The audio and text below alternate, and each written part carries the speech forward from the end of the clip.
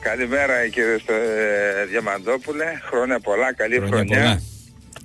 Ζούμε Καλό χρόνο για την εκπομπή, εύχομαι και για το ραδιόφωνο. Και τα εσείς, χρειαζόμαστε, την ενημέρωση τη χρειαζόμαστε. Και εσείς καλή συνέχεια στις εκδοτικές σας δραστηριότητες και στο κανάλι γενικότερα στο YouTube. Σάββας Καλεντερίδης.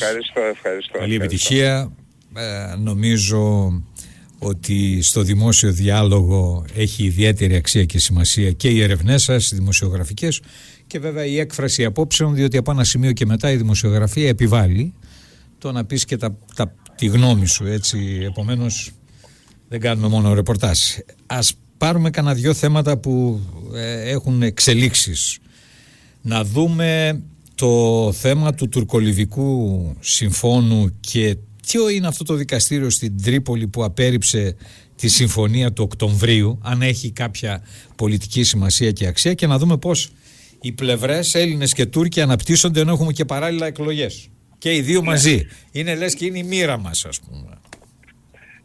Όσον αφορά το τουρκολιβικό μνημόνιο, 5 δικηγόροι, αν δεν κάνω λάθος, στην Τρίπολη προσέφηκαν στο δικαστήριο της Τρίπολης και ζήτησαν την ακύρωση του τουρκολιβικού μνημονίου, επικαλούμενοι και τα ένομα συμφέροντα.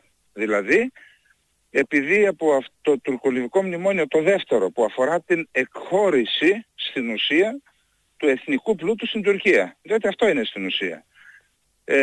Επειδή είχαν λοιπόν ένομα συμφέροντα, προσέφηκαν στο Διοικητικό Δικαστήριο της Τρίπολης, το οποίο και ακύρωσε την συμφωνία αυτή ως μη συμφέρουσα για την πλευρά της Λιβύης, δίνοντας το δικαίωμα στην κυβέρνηση να κάνει έφεση. Θεωρώ ότι έχει διπλή σημασία αυτή η εξέλιξη. Πρώτον, ότι η κυβέρνηση της Λιβύης δεν είναι πανίσχυρη, ίσα ίσα είναι αχυράνθρωποι της Άγκυρας, και δεύτερον, ότι ακόμα και σε αυτές τις χώρες που δεν έχουν προπαίδεια δημοκρατίας, υπάρχουν πολίτες οι οποίοι υψώνουν το ανάστημά τους, δεν φοβούνται, διότι είναι στρατοκρατούμενη η περιοχή η Τρίπολη και τα περίχωρά της, δεν φοβούνται, προσφεύγουν στα δικαστήρια. Υπάρχουν δικαστήρια τα οποία ακυρώνουν αυτό το μεγαλεπίβολο σχέδιο της Άγκυρας να μετατρέψει τη Λιβύη σε μια νεοοθωμανική αποικία, διότι αυτό είναι στην ουσία και δεν πρόκειται για καμία συμφωνία. Πρόκειται για νεοοθωμανική αποικία. Όλα δείχνουν ότι στο μέλλον οι χώρες της Ανατολικής Λεκάνης θα πρέπει να συμφωνήσουν στη διαχείριση βασικών σημείων αναφοράς, συνοριακής, ΑΟΣ ή οτιδήποτε άλλο. Για την ώρα είναι όλα ταραγμένα. Να δούμε κατά πόσο, Σάβα Καλεντερίδη, εν ώψη και της προεκλογικής περίοδου στη χώρα, στην Ελλάδα θα συζητήσουμε το θέμα της επέκτασης στα 12 ναυτικά μίλια, τουλάχιστον στο κομμάτι νότια της Κρήτης, συμπληρώνοντας τις επεκτάσεις στο Ιόνιο στα 12 ναυτικά μίλια. Να σε ρωτήσω αν πιστεύεις ότι το θέμα θα συζητηθεί στο δημόσιο διάλογο. Στέφανε, η Ανατολική Μεσόγειος δεν είναι ταραγμένη. Έχουμε έναν και μοναδικό ταραξία που λέγεται Τουρκία. Διότι είδαμε ότι ο Λίβανος με το Ισραήλ, που θα έλεγα ότι είναι και πρωτοφανές και πρωτάκουστο στις διεθνείς σχέσεις, δύο χώρες που δεν διατηρούν μεταξύ τους διπλωματικές σχέσεις, αφού ο Λίβανος δεν αναγνώρισε ποτέ το Ισραήλ ως κράτος, συμφώνησαν να οριοθετήσουν τη μεταξύ τους αποκλειστική οικονομική ζώνη, και όχι μόνον αυτό. Επειδή υπάρχει ένα κοίτασμα πάνω στην όριο γραμμή, συμφώνησαν και στην συνεκμετάλλευση. Η Total θα κάνει τη δουλειά και θα δίνει αυτά που δικαιούται ο Λίβανος, θα τα παίρνει από την Total, και αυτά που δικαιούται το Ισραήλ θα τα παίρνει από την Total. Δηλαδή, εδώ φαίνεται ότι αν υπάρχει, και αυτό έγινε γιατί ο Λίβανος περνάει από μια πολύ σοβαρή οικονομική κρίση, έβαλε στην άκρη τα πολιτικά ζητήματα που έχει μέσα, είναι, ξέρετε, μια πολυεθνική και πολυφιλετική χώρα, που αυτό αντικατοπτρίζεται και στο Κοινοβούλιο αλλά και στον τρόπο με τον οποίο έχει συνταγματικά κατανεμηθεί η εξουσία μεταξύ χριστιανών, δρούζων, Σουνιτών και Σιητών. Παρ' όλα αυτά τα έβαλαν αυτά στην άκρη, είδαν το συμφέρον τους, οριοθέτησαν και ήδη έχουν έσοδα, γιατί και η παραχώρηση δημιουργεί έσοδα, ήδη έχουν έσοδα από αυτήν τη διαδικασία. Θα έλεγα λοιπόν ότι πρέπει να την πάρουμε ως οδηγό και να κινηθούμε σε αυτή την κατεύθυνση όλα τα κράτη της περιοχής. Είναι ο μοναδικός δρόμος που όχι μόνο δεν έχουμε σπατάλη διπλωματικού, πολιτικού, κεφαλαίου, αλλά και χρημάτων, ίσα ίσα έχουμε έσοδα. Αυτός είναι ο δρόμος. Ποιο είναι το ζήτημα όμως? Ότι επειδή η Τουρκία θεωρεί ότι με βάση τη γεωγραφία και το διεθνές δίκαιο δεν έχει αρκετά κοιτάσματα, έχει βάλει στο μάτι τα κοιτάσματα ολόκληρης της Ανατολικής Μεσογείου και διεκδικεί από εκεί μερίδιο. Αυτό είναι το πρόβλημα. Δεν υπάρχει κανένα άλλο πρόβλημα, πραγματικά. Όσον αφορά τώρα τα 12 μίλια, ακούστε εδώ, παίζεται ένα παιχνίδι σαν αυτό με τις γερμανικές αποζημιώσεις. Δηλαδή, από τότε που τελείωσε ο Δεύτερος Παγκόσμιος Πόλεμος, η Ελλάδα διεκδικεί αποζημιώσεις, όμως οι πολίτες δεν ξέρουν την αλήθεια. Υφίσταται το θέμα. Και αν υφίσταται, γιατί δεν το διεκδικούν οι ελληνικές κυβερνήσεις? Το ίδιο σχεδόν συμβαίνει και με τα 12 μίλια. Η Ελλάδα, ιδιαίτερα μετά το 82 και τη συμφωνία την έγκριση της συμφωνίας για το διεθνές δίκαιο της θάλασσας, έχει δικαίωμα μονομερός, χωρίς να ενημερώσει κανέναν, χωρίς να διαβουλευτεί με κανέναν, να επεκτείνει τα χωρικά της έδρας στα 12 μίλια. Αυτό είναι αδιαμφισβήτητο, το έχουν δηλώσει και οι Αμερικανοί και οι Ρώσοι, πέρα από το τι λένε στα παρασκήνια. Η Ελλάδα λοιπόν, υπακούοντας στην ουσία στην Άγκυρα, διότι στην πράξη αυτό έγινε με το κάζους μπέλι, διστάζει και δεν κάνει χρήση αυτού του δικαιώματος, το οποίο όσο περνούν και τα χρόνια αποδυναμώνεται. Και αντί να κάνει αυτό, αντί να επεκτείνει στο σύνολο της θαλάσσιας επικράτησης στα 12 μίλια, πρώτα πήγε στο Ιόνιο και τώρα έγινε μια διαρροή σε μια μεγάλη εφημερίδα στα Νέα, ότι η Ελλάδα προτίθεται Μάιο να επεκτείνει τα χωρικά της έδρας νοτίως της Κρήτης. Η Τουρκία αντέδρασε και αντέδρασε με διάφορους τρόπους σε όλα τα επίπεδα, δηλαδή Υπουργός Εξωτερικών, Υπουργός Άμυνας, ο Αντιπρόεδρος της ίδιας της Τουρκίας, και έτσι φαίνεται ότι η κυβέρνηση κάνει βήμα πίσω, γιατί είχαμε διπλωματικές διαρροές την Κυριακή από διπλωματικές πηγές διαρροή που έλεγε ότι η Ελλάδα δεν προτίθεται να δημιουργήσει τετελεσμένα. Εδώ να σημειώσω ότι η επέκταση δεν είναι τετελεσμένο. Τετελεσμένο θεωρείται μια πράξη για την οποία πρέπει πρώτα να διαβολευτείς με κάποιον και αν δεν συμφωνήσεις προχωράς σε τετελεσμένο. Εδώ δεν χρειάζεται διαβούλευση. Δεν είναι τετελεσμένο. Είναι χρήση νομίμου δικαιώματος η επέκταση. Και επειδή με αυτό τελείωσε η ερώτησή σου, ναι, δεν πιστεύω ότι θα προχωρήσουμε προεκλογικά στην επέκταση των χωρικών υδάτων, χαρίζοντας έτσι μια νίκη στην Τουρκία, η οποία θα βγει και θα πανηγυρίσει, θα πει ότι η Ελλάδα σχεδίαζε να επεκτείνει, εμείς αντιδράσαμε, την τρομοκρατήσαμε, τη φοβήσαμε και έκανε ένα βήμα πίσω.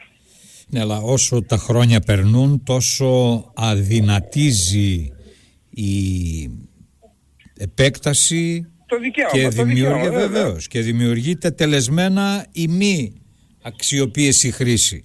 Βέβαια η επέκταση στα ανατολικά, στα δυτικά της Πελοποννήσου μέχρι το σημείο, η αποκλειστική οικονομική ζώνη, τα οικόπεδα στο νότιο κομμάτι της Κύπρου, της Κρήτης, είναι ένα άνοιγμα σε αυτή την κατεύθυνση, όμως αδυνατίζει το δικαίωμα καθώς περνούν τα χρόνια. Δηλαδή δεν βλέπεις να γίνει κάποια κίνηση στο επόμενο διάστημα, ακόμα και να υπάρξει. Εγώ θα το θεωρώ προβοκάτσια τώρα, όπως έχει στηθεί το σκηνικό. Δεν γίνονται έτσι τα πράγματα με διαρροές και με αυτά.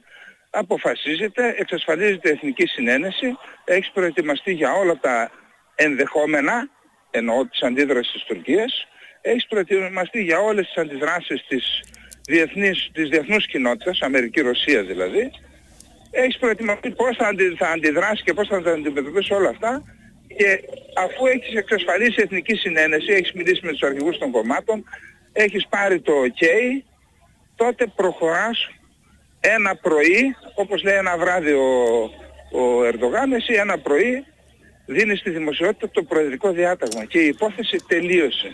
Τώρα, και όσο για το casus belli, Στέφανε, εδώ πραγματικά πρέπει να το ακούσουν οι πολίτες, οι ακροάτρες και οι ακροατές σας εμπροκειμένου. Θεωρώ αδιανόητο μία χώρα κράτος μέλος του ΝΑΤΟ να επιτεθεί σε μία άλλο απειλή, άλλο κάνω την απειλή, να επιτεθεί σε μία άλλη χώρα επειδή έκανε χρήση ενός νομιμοδικήματος. Και θεωρώ ότι το ΝΑΤΟ, ότι αυτός που θα τολμήσει να κάνει ένα τέτοιο πόλεμο τεινάζοντας στον αέρα την νοτιοανατολική πτέρυγα του ΝΑΤΟ, ότι θα πληρώσει μεγάλο τίμημα. Γιατί η διάλυση της νοτιοανατολικής πτέρυγας του ΝΑΤΟ είναι ένα γεγονός με παγκόσμια σημασία. Αν γίνει αυτό, θα ανατραπούν οι ισορροπίες στην περιοχή, θα δημιουργηθεί χάος και κενό, και το κενό θα κληθούν να το καλύψουν η Ρωσία, η Κίνα, η Ινδία, η Αίγυπτος, οι μεγάλες χώρες. Τώρα, άρα δεν είναι απλό ζήτημα να κάνει η Τουρκία πράξη το casus belli. Ιδίως όταν η Ελλάδα είναι ισχυρή και μπορεί μία επίθεση της Τουρκίας να προσδοκά πολλαπλασιασμό και να της βγει διαίρεση, όπως λέει ο λαός. Δηλαδή αντί να κερδίσει να χάσει. Σάβα, επειδή φαίνεται, τουλάχιστον έτσι αντιλαμβάνομαι εγώ από δηλώσεις αξιωματούχων, μάλλον του αντιπροέδρου της τουρκικής κυβέρνησης, ότι έχει κάποιο χαρτί στα χέρια της ό,τι αφορά την αποστατικοποίηση των νήσων η Τουρκία και θα κάνει κάποια προσφυγή, θα κινηθεί επί του θέματος. Σε άκουσα χθες το βράδυ στο κανάλι στο YouTube να περιγράφεις ορισμένα χαρακτηριστικά για με το ποιον τρόπο θα μπορέσει να αντιμετωπίσει μια τέτοια ενδεχόμενη προσφυγή στον ΟΗΕ ή οπουδήποτε αλλού για το θέμα αυτό η Τουρκία. Και έχει ενδιαφέρον να το δούμε, διότι το θέμα της αποστατικοποίησης των νήσων έχει μια απάντηση, πολλές φορές είναι και το ίδιο το casus belli, δηλαδή πώς να αφήσεις τα νησιά σου απροστάτευτα όταν μια γειτονική χώρα έχει στραμμένη ένα κομμάτι του δόγματός της επιθετικά στο να καταλάβει νησιά, στο να επιτεθεί στην απέναντι πλευρά. Επειδή το χθεσινό θέμα με την αποστατικοποίηση είναι το ένα το θέμα και δεν είχα χρόνο, δεν το ανέπτυξα, τώρα θα προσπαθήσω να πω και πράγματα που δεν είπα. Πρώτον, νόμιμη άμυνα. Όταν απειλείσαι, δικαιούσε να αμυνθείς. Και το ότι απειλείται η Ελλάδα το γνωρίζουν όλοι. Γιατί το γνωρίζουν? Η Τουρκία εδώ και δεκαετίες πραγματοποιεί κάθε Μάιο-Ιούνιο, κάθε χρόνο, μια μεγάλη διακλαδική άσκηση. Παλιά λεγόταν Ilk-Hedef, πρώτος στόχος, και μετά την άλλαξαν και την έκαναν Εφές. Εκεί λοιπόν συμμετέχουν δυνάμεις της αεροπορίας, του ναυτικού, πεζοναύτες, αποβατικές δυνάμεις, καταδρομής και ο στρατός, και πραγματοποιούν ίσως την μεγαλύτερη αποβατική άσκηση που γίνεται σε χώρα του ΝΑΤΟ. Την μεγαλύτερη, με πάνω από 15.000 στρατό συμμετοχή. Εκεί λοιπόν ο στόχος είναι η κατάληψη ενός νησιού. Αποβατική άσκηση η Τουρκία δεν μπορεί να κάνει στη Μάλτα, ούτε στην Αίγυπτο, θα κάνει σε ένα από τα νησιά εκεί που βρίσκονται και αυτές οι συγκεκριμένες δυνάμεις. Δηλαδή η στρατιά Αιγαίου, την ονόμασαν και στρατιά Αιγαίου για να μήπως και δεν καταλάβουμε το στόχο, για ποιο σκοπό δημιουργήθηκε, είναι ο στόλος των αποβατικών, όπου ο μεγαλύτερος αποβατικός στόλος στον κόσμο βρίσκεται εκεί συγκεντρωμένος στο λιμάνι της Παλαιάς Φώκιας απέναντι από Μυτιλήνη και Χίο. Εκεί βρίσκονται ειδικές αποβατικές δυνάμεις, είναι η ταξιαρχία πεζοναυτών, υπάρχουν δυνάμεις ταχυπλώων σκαφών, ελικόπτερα, και όλα αυτά, στις ασκήσεις αυτές η Τουρκία μετά το 2003-2004 άρχισε να κάνει και ξένους παρατηρητές. Και οι ξένοι γνωρίζουν ότι η Τουρκία έχει σχέδια για την κατάληψη νησιών του Αιγαίου. Η Ελλάδα λοιπόν, πέραν αυτών που ανέφερα, δηλαδή των καθαρά νομικών πτυχών πάνω στις οποίες μπορούμε, δηλαδή μία από αυτές είναι ότι όταν ο άλλος σου κάνει έκνομη ενέργεια, δικαιούσε και εσύ με έκνομη ενέργεια να εξουδετερώσεις την έκνομη ενέργεια του άλλου. Άρα αφού ο άλλος απειλεί τα νησιά, εσύ με παράνομο τρόπο, casus belli, αλλά και ασκήσεις και απειλές και υπερπτήσεις, και εσύ με παράνομο τρόπο τα εξοπλίζεις για να εξουδετερώσεις την έκνομη ενέργεια του άλλου. Αλλά εκτός από όλα αυτά, θεωρώ ότι η Ελλάδα θα μπορούσε να έχει και άλλα στοιχεία, και δεν είναι αυτά για τα Αριζιανά, τα οποία σε περίπτωση που κάποια στιγμή το θέμα καταλήξει σε κάποιο διεθνή φορέα, η Ελλάδα δεν αναγνωρίζει το Διεθνές Δικαστήριο αρμοδιότητα να κρίνει τέτοιου είδους ζητήματα. Το έχει κάνει αυτό η Υπουργική Κυβέρνηση 2 φορές, τελευταία φορά το έκανε ο Βαγγέλης Βενιζέλος. Αλλά εν πάση περιπτώσει, αν κάπως ντριμωχτεί η Ελλάδα, τότε μπορεί να αποδείξει και με ντοκουμέντα την απειλή και η Τουρκία να τελειώσει μια για πάντα αυτή η ιστορία με την αποστρατικοποίηση των νησιών. Εν κατακλείδη, η Τουρκία νομικά, φαινομενικά δείχνει ότι έχει δίκιο, είναι ένα δίκο και η Ελλάδα μπορεί να το αποδείξει σε όλα τα επίπεδα και όπου χρειαστεί. Αρκεί να έχουμε αυτοπεποίθηση και να τηρήσουν όλες οι πολιτικές δυνάμεις στο δόγμα ότι απειλείται δεν αποστρατιωτικοποιείται. Σάβα, σε ευχαριστώ πολύ και καλημέρα. Καλημέρα, καλή Μια εκπομπή. άλλη μέρα θα συζητήσουμε το εσωτερικό της Τουρκίας και το πώς πηγαίνει στις εκλογές κάτω από τις υπάρχουσες συνθήκες του Ερντογάν. Και το τελευταίο θέμα της εκπομπής της θεσινοβραδινής, που είναι πώς η Τουρκία στρέφεται προς τη Ρωσία. Μείζον ζήτημα. Απασχολεί τους πάντες και είναι και ένα θέμα που είναι και στην επικαιρότητα τις τελευταίες μέρες. Σας ευχαριστώ κύριε Καλεντερίδη. Σάβα, καλημέρα.